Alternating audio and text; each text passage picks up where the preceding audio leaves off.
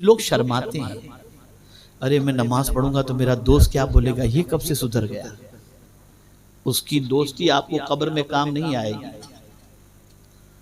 कब्र में काम, नमाज काम आएगी। कब्र में अगर अंधेरा है तो उस अंधेरे के अंदर दोस्त उजाला बनकर नहीं आएगा। हुजूर फरमाते हैं कि कब्र की रोशनी नमाज है, नमाज कब्र के अंदर रोशनी देगी।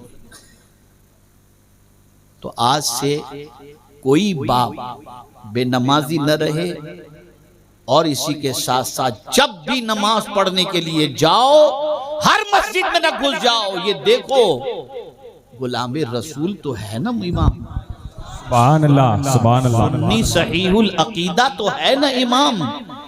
इसलिए कि मैं यहाँ एक चीज बता दूं, अगर किसी बद अकीदे के पीछे आपने नमाज पढ़ी तो आप कहेंगे पीछे इस इमाम के गोया उसके अकीदे को आपने तस्लीम कर लिया। जब उसको आपने पेशवा बना लिया, ये जो आज हमारे यहाँ एक लफ्ज चलता है पेश इमाम, पेश इमाम का, पेश इमाम लफ्ज सही नहीं है, इमाम ही सही है। अब पेश तो आगे ही होता है, इमाम का मतलब ही आगे होने के होता है। तो आप उसके कहने पर रुकू में जा रहे हो, वो समी अल्लाहु लिमन हमीदा कहे तो आप खड़े हो जाते हो, वो अस्सलामु अलैकुम व रहमतुल्लाह कहे तो आप सलाम फेर देते हो।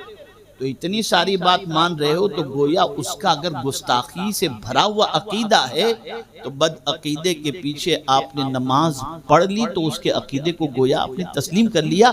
जो लोग ये कहते हैं अरे मौलाना क्या ये सब चीजें देखना, अरे आप नियत करते हो पीछे इस इमाम के।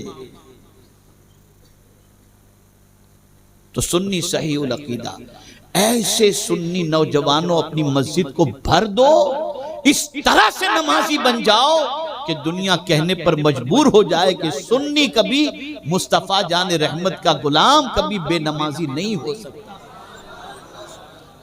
जैसा सहाबा के जमाने में, रसूल आजम के जमाने में अगर कोई नमाज न पढ़ता तो लोग समझते थे ये काफिर तो नहीं है, इसलिए कि एक भी साहबी कभी बेनमाजी नहीं। पहचान बनाओ। तो अपने बेटे को पहली चीज का हुक्म दो नमाज का, अकीमिस सलाह। दूसरा हुक्म वअमुर बिल उर्फ वअमुर बिल मारूफ औ कमा क़ाल, अच्छी बातों का हुक्म दो। हजरत लुकमान ने अपने बेटे से कहा, बेटे अच्छी बात का हुक्म, नमाज कायम कर और अच्छी बात का हुक्म दे। आज हम मुआशरे के अंदर देख ले तो नौजवान का एक, अरे वो पिक्चर तू देखा, अरे वो गाना तू देखा, मैं तुझे भेजता हूं। ये सारी चीजें चल रही हैं, जबकि कुरान कहता है अच्छी बातों का हुक्म दो, बुरी बातों से रोको। लेकिन वामुर के बाद सब्र का हुक्म नहीं आया, वन्हा अनिल मुनकर के बाद सब्र का हुक्म आया। इसलिए कि अच्छी बात कहेंगे तो दुनिया मोहब्बत करेगी, लेकिन जहां आपने गुनाह से रोका तो दुनिया आपकी दुश्मन बन जाएगी। ये शराब से रोक रहा है, ये जिना से रोक रहा है, या याशी से रोक रहा है, ये झूठ से रोक रहा है, ये खयानत से रोक रहा है, फौरन आपकी दुनिया दुश्मन बन जाएगी। जैसा कि बड़ी मादरत के साथ सब ऐसे नहीं होते, लेकिन बाज मस्जिदों के ट्रस्टी ऐसे होते हैं कि इमाम साहब कोई बात कर दें तो बस निकालो मौलाना साहब को, पता नहीं कहां से इन्होंने ये बात कह दी, इन्होंने हम पर कह दिया। तो कुरान कहता है, और तरतीब देखिए, अच्छी बातों का हुक्म, उसके बाद बुरी बातों से बचने का हुक्म, और फौरन फरमाया वासबिर अला मा असाबक, और जो मुसीबत तुम्हें पहुंचे उस पर सब्र करो। यानी जब तुम बुरी बात से रुकने का हुक्म दोगे दुनिया तुम्हारी दुश्मन बनेगी, तो तुम इस पर सब्र करो, इसलिए कि सब्र करोगे तो तन्हा नहीं रहोगे। इन्नल्लाह मअस साबिरीन, के बेशक अल्लाह सब्र करने वाले। सुभान अल्लाह सुभान अल्लाह। और सब्र तो इतनी अजीम दौलत है कि जन्नती को जब फरिश्ते सलाम करेंगे, सलाम पेश करेंगे जन्नती को, तो क्या कहकर सलाम पेश करेंगे? कौन सी सिफत से जन्नती को याद करेंगे? सलामुन अलैकुम बिमा सबरतुम फनिअम उक़बद्दार। सलाम हो ऐ सब्र करने वाले तुझ पर, और तेरा ठिकाना क्या ही अच्छा ठिकाना है। ये सब मैं तफसीली गुफ्तगू नहीं करूंगा, और ये सारे काम बहुत हौसले के काम हैं, बहुत बड़े काम हैं। अब एक बात अर्ज करता हूं, इसलिए कि क्या हुआ है? तो जाइए, इसके लिए कौन पाबंदी लगाएगा? माफ कीजिएगा, मेरी सख्ती की वजह से बेचारे परेशान हो गए। अल्लाह मुझे भी माफ फरमाए। और मैं सिर्फ इसके लिए वो करता हूं कि आप गुनाहों में शरीक ना हो, कि अल्लाह और उसके रसूल की बात को नजरअंदाज करने का गुनाह ना हो। और हालांकि आज मुझे पहुंचना वादा कर चुका था, लेकिन तबीयत ऐसी नहीं थी, चूंकि 600 किलोमीटर का कमोबेश सफर करके कल मैं मुंबई पहुंचा हूं बाई रोड। तो थकान और तबीयत ऐसी थी कि पहुंचने के इम्कानात बहुत कम थे। लेकिन फिर हमारे सादिक रजवी साहब ने फिर प्रेशर डाला कि आपको पहुंचना ही, मैं हाजिर हो गया। एक बात, दो बातें तो आपने याद रखी होंगी इंशाअल्लाह। पहली बात, किसी को नहीं मालूम कि मौत कब आएगी, इसलिए हमेशा इबादत की कोशिश करो। दूसरी चीज, नमाज छूटने पर इसलिए अफसोस करो, क्या मैं इतना गया गुजरा हूं कि अल्लाह अपने सामने मुझे खड़े रहने की तौफीक भी नहीं देता? मैं इतना गया गुजरा हूं, ये ख्याल है। और तीसरी बात, बहुत सारे लोग अच्छे कपड़े पहनकर अकड़ते हैं और बाजार में चलते हैं, अच्छे कपड़े पहनकर, शादी का मौसम है ना, अकड़ के चलते हैं। जुमला याद रखिएगा, बहुत कीमती कपड़े पहनकर अकड़ के चलते हैं, लेकिन उन्हें नहीं मालूम कि उसी बाजार में उनका कफन भी बिक रहा है, उसी बाजार में। तो न अकड़ो, खुदा की बंदगी के सामने बंदगी करने के लिए अपने आप को तैयार करो। उसकी बंदगी करने में अकड़ो नहीं कि मेरे पास तो सब कुछ है, मैं क्यों नमाज पढ़ूं?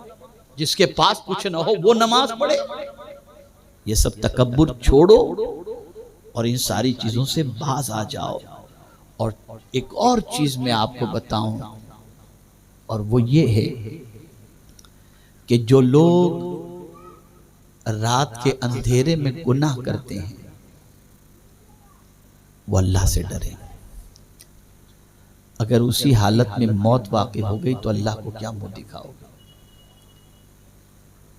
और ये तसव्वुर कि कोई नहीं देख रहा, ये सोचो अल्लाह सिर्फ तुम्हें नहीं देख रहा, तुम्हारे दिल की नीयतों को भी देख रहा है, और कहीं भी छुप कर उससे गुनाह नहीं कर सकते। इन्नल्लाह ला यख्फा अलैहि शैउन फिल अर्द वला फिस समा। जो कुछ जमीन के अंदर है, चीज के बारे में अल्लाह ने फरमाया, इन्नल्लाह ला यख्फा अलैहि शैउन, कोई चीज भी जो जमीन और आसमान के दरमियान है या जमीन और आसमान में है, अल्लाह से छुपी चीज। ये चीज किसको कहते हैं? ये चीज किसको कहते हैं? ये जो जर्रा है ना, जो अदम से वजूद में आ गया, वो चीज जो न था और वजूद में आ गया, चाहे वो जर्रा हो या चाहे हल्का सा छोटा सा पत्थर हो या कोई भी चीज हो, वो वजूद में। और ये हर चीज करती क्या है? वइम शैइन इल्ला युसब्बिहु बिहम्दिही, हर चीज अल्लाह की तस्बीह करती है और अल्लाह की हम्द बजा लाती है। और ये चीज वजूद में कैसे आई? तो कुरान कहता है, इज़ा अरादा शैअन अन यक़ूल लहू कुन फयकून। जब अल्लाह किसी चीज को पैदा करने का इरादा करता है तो फरमाता है हो जा, वो चीज वजूद में आ जाती है।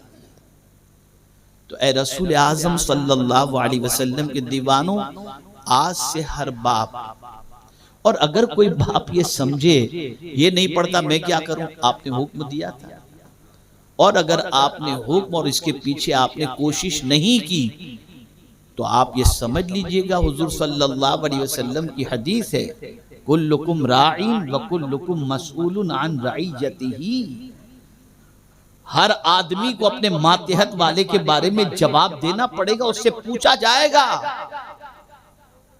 इसलिए खुद भी नमाज पढ़ो, बच्चों को भी नमाज का पाबंद बनाओ, और नमाज छूटने पर डरो और अफसोस करो कि या अल्लाह मैं इतना गुनहगार हूं कि तूने अपने घर में और अपने सामने खड़े होने की तौफीक भी मुझसे छीन ली।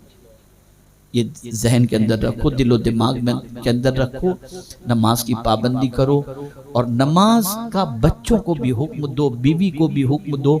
बल्कि एक हदीस सुनाकर मैं अपनी गुफ्तगू को ख़त्म करता हूँ कि रहमत आलम सल्लल्लाहु अलैहि वसल्लम ने इरशाद फरमाया, 3 किस्म के लोगों को दुआ की हुजूर सल्लल्लाहु अलैहि वसल्लम ने, ए अल्लाह 3 किस्म के लोगों के घरों को तू हरा भरा रखना। उनमें से एक कौन है?